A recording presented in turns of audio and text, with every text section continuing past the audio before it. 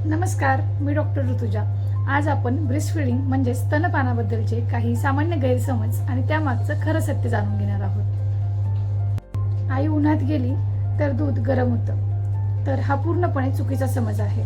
आपलं शरीर दुधाचं तापमान नियंत्रित करतं, त्यामुळे आईचं दूध आणि त्याचं तापमान हे बाळासाठी योग्य असतं। ब्रेस्टची साईज लहान असेल तर दुधाचं प्रमाण कमी होतं, हाही पूर्णपणे चुकीचा समज आहे।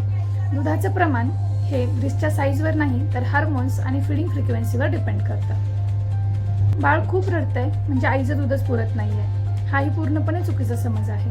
बाळाच्या रडण्याची अनेक कारणं असू शकतात, जसं की गॅस, भूक, झोप, डिस्कम्फर्ट। आईला सर्दी किंवा ताप झाला असेल तर आईने बाळाला दूध पाजू नये, हाही पूर्णपणे चुकीचा समज आहे। या उलट आईच्या दुधातून बाळाला अँटीबॉडीज मिळतात, त्यामुळे आई दूध पाजू शकते, फक्त तोंडाला आणि नाकाला मास्क वापरावा। स्तनपान करणाऱ्या आईच्या एका ब्रेस्टमध्ये दूध असतं तर दुसऱ्या ब्रेस्टमध्ये पाणी, हाही पूर्णपणे चुकीचा समज आहे।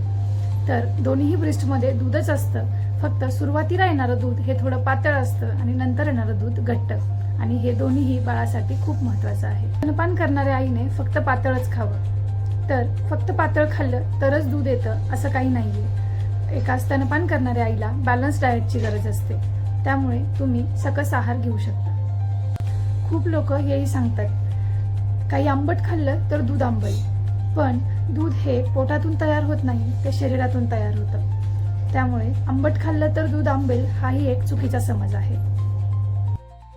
आई होणं सोपं नाही आणि ब्रेस्ट फीडिंग जर्नी तर अजूनच इमोशनल असते। माझ्या आईपणाच्या प्रवासात ह्या खूप गोष्टी ऐकायला मिळाल्या, पण खरं सांगू, एका आईचं शरीर हे तिच्या बाळासाठी खूप परफेक्ट असतं, म्हणूनच स्वतःवर विश्वास ठेव। व्हिडिओ आवडला असेल तर लाईक करा, शेअर करा आणि चॅनलला नक्की सबस्क्राईब करा। भेटूया पुढच्या व्हिडिओमध्ये।